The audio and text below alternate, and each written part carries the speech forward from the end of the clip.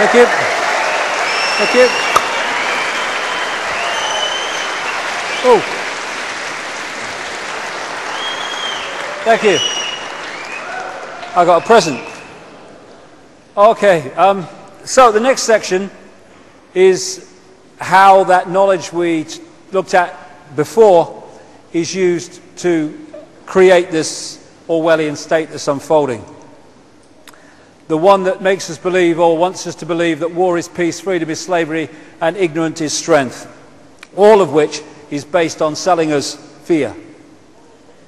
This is the basic structure that they want. I'll come to that more in a minute. But basically what we're looking at is the centralization of power, incessant centralization of power, for a simple reason that if there's a few of you and you want to control the many, you have to centralize decision making. The more diversity there is, the less control you're going to have over it. So you want to centralize everything. And that's why the world has been hurtling towards centralization of power in all areas of our lives for centuries. And it's got faster. Why has it got faster? Simple equation. The more you centralize power, the more power that you then have to centralize even quicker. And this is where the momentum of speed has increased and increased. But before I start this section, again, I want to emphasize the information from the first part, which is we live in an illusory reality in terms of solidity. We are decoding reality. It's a kind of a virtual reality experience that we're having. We are consciousness. They want to put us in that state of detached consciousness and limit the frequencies that we are decoding, and therefore control the reality that we experience. And so what I'm looking at here in this section as I start a chronological story is I'm looking at a timeline. One reality within what even mainstream scientists are now talking about, these different realities, parallel universes and stuff, which interpenetrate each other. This is one timeline. That's all. It's the timeline that we are decoding. But there are many other timelines, many other realities interpenetrating this one, and also there's a hell of a lot more to know than I've got so far. It's an interim report. It's always going to be. So, we go back, we can pick this story up in this timeline in ancient times, prehistorical times, in terms of official history, where there were, it would appear, two great civilizations which made together a global civilization, one based on a landmass which has become known as Atlantis, and one which has become known as Mu or Lemuria. And these were advanced, very advanced civilizations with, in many ways, knowledge beyond what is available in the public arena today. And they went to great technological lengths, great understandings, for instance, in how you can create a magnetic field which then makes vast stones basically weightless, and you can push them along and maneuver them around. Great technological advancement, at least among the elite. These civilizations came to an end, it seems, with great cataclysmic events. It's interesting that when you've got studies which put together the ancient folklore around the world describing what the Bible calls the Great Flood, but that's just one version of the same recurring story in every ancient culture. And then you look at the geological and biological record of the Earth, the two correlate in terms of great cataclysmic events which cause fantastic geological upheavals. Of course, the story of Noah in the Bible, which is a rewrite of a much older Sumerian story, which probably is mirrored, in fact is mirrored all over the world using different names for Noah. That is the most famous one of the Great Flood and the Great Cataclysms, but it is just one. The survivors of these advanced civilizations, and indeed before, moved out into other lands, and they took with them this advanced knowledge that was part of that once global society.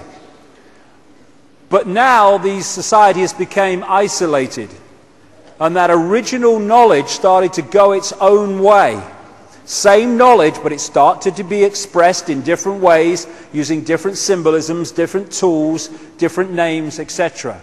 And this story is also why, when historians and others have gone into these places, like the Maya and South America and the Maya in Central America and other places, they were astounded when they first apparently discovered these civilizations, these groupings of people, that the same basic stories that they were telling, religious stories and other stories that they were telling in Europe, were being told by these other societies that apparently had no connection to Europe whatsoever, because we've just discovered you.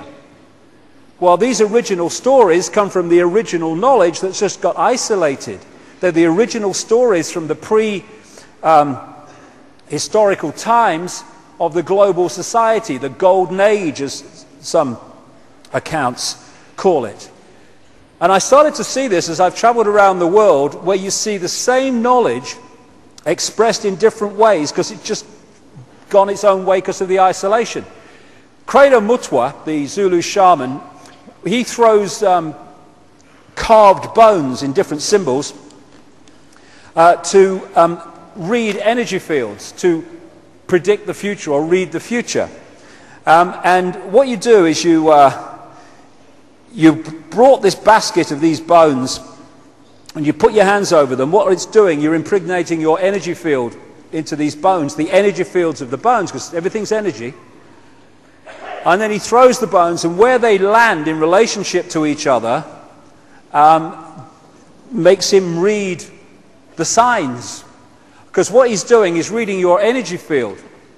Because as I kind of saw as I was watching this happen, when you put your magnetic field into those bones, the vibrational state of your magnetic field is a vibrational pattern or imprint of you, your state, and also the deeper levels of consciousness that you have that have an awareness of what is to come.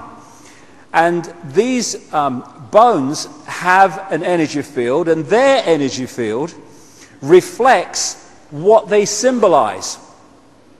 So if they symbolize a certain concept, then they will carry the energy of that concept. So when you put your hands in, or your energy in, it makes a magnetic connection. These different energy fields, called bones when we've decoded them into holograms, connect into your energy field and sync with the magnetic patterns that you've got, and they fit in where their magnetic patterns fit into you. And so where the bones land and how they appear on the floor is decided before they're thrown. It's decided in the basket by the magnetic connections that have been made. And this is also why you get the same thing with rune stones, because rune stones are just exactly the same knowledge expressed in a slightly different way.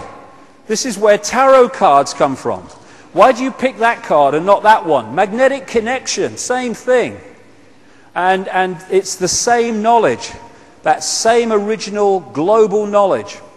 Also, as these peoples with these advanced knowledge and understandings went into other areas of the world, not just after the cataclysms, but also before it, they were the people that had the knowledge to build these fantastic ancient structures that even today people say we couldn't build that now, or we'd struggle to. How did they do it, these primitive people? Because they were working with this advanced knowledge. But history just shuts this stuff out because it doesn't fit the song sheet. In Peru, you've got, this is just one example, these stones are hundreds of tons. You couldn't get a cigarette paper between them, they're so brilliantly put together. These are the Nazca lines in Peru, in the Nazca Plains, and these depictions of animals and insects and birds that are created by scoring the top surface of the land away They can only be seen in their entirety, some of them, at 2,000 to 3,000 feet, or in plains of considerable height, because they're so vast. Primitive people did that? No. Great knowledge did that. And this is a very significant area of the world in terms of the recovery from the cataclysmic events and the resettlement of these peoples from this global society. People in conventional history, they call, for instance, Sumer, Mesopotamia, what we now call Iraq, the cradle of civilization. No, no. It wasn't the start of civilization. It was one of the major points of recreation of a civilization after the cataclysmic events had brought an end to the old one. And what we're seeing now, and what's happening, is this global society is now re-emerging in another way as these formerly isolated societies start to connect together again. In fact, it's been going on, of course, for a very long time. And another connection that you have between these areas and many other areas in the world is of an interbreeding between a non-human race, force, whatever, and humans, creating a hybrid bloodline, a fusion of the two DNA. Even in Genesis, we have one version of this, but you find this all over the world, in every culture. As the Bible says in Genesis, there were giants on the earth in those days, or in the earth as it puts it, and also after that, where the sons of God came in unto the daughters of men, and they bare children to them. And the same became mighty men which were of old, men of renown. These hybrid bloodlines, this interbreeding, produced the kings and queens and the elite royal families of the ancient world, where they claim their right, their genetic right to be the king or the queen or the leader because of their connection to the gods. And all over the world you find this. And what do we have today? We have the Queen as head of state of this country purely because of her DNA. She had a different DNA, she might be cleaning the throne, not sitting on it. You know, that's how ludicrous it is. And this is where it comes from. These people claim to be elite and special because of this hybrid bloodline nature connection to the gods. And in Sumer you find the same. Sumer, which became Babylon, which became Iraq, has ancient texts and tablets which describe the same recurring global story of this interbreeding to create this hybrid race. The hybrid race became known as the demigods, part human, part God, because of this interbreeding connection. And from here, they went out all over the world. So the invasion of Iraq and the occupation of Iraq now is not just about oil. It is about oil on one level, yes. It's about many things. But it's also because that area of land, Mesopotamia, the land between two rivers, is considered of great significance to these bloodlines for historical reasons, because that's where a lot of them came out of. So this hybrid bloodline went off across the world, up into Northern Europe. It became the power behind the Roman Empire and the creation of the Roman Church, which became, of course, global Christianity. Much more about that as we go along. And everywhere it went, it became the royal bloodline, the elite bloodline, the one that became the leaders and the kings and the queens, and also the people in charge behind the scenes. And it interbred with other such bloodlines in Northern Europe to become the royal families and aristocratic families of Europe. Then, because of the European empires, particularly the British, but the French and others too, but particularly the British, we had global Babylon, global Suma, the global elite bloodline expansion. They went all over the world. They said the sun never set on the British Empire, so vast was it. Into Australia, into Africa, all over the world they went through colonization. And then we had this sleight of hand called independence for the former colonies, but it was only independence on the surface. What these bloodlines did was leave out in those former colonies the bloodline and the secret society network, which I'll come to, which manipulates the bloodline and its gophers and agents into positions of power. And they've gone on controlling those countries ever since. And so today, these hybrid bloodlines are known as the Illuminati, the illuminated ones, and they're the ones that control the transnational corporations, governments, the banking system, the whole shebang that dictates and controls the direction of society. More of that later. And the idea, of course, because compared with the global population, there's very few of these people. The idea is to enslave the rest of humanity in that vibrational prison I've been talking about, so the few can control the vast majority by controlling the frequencies and the nature of the reality we construct.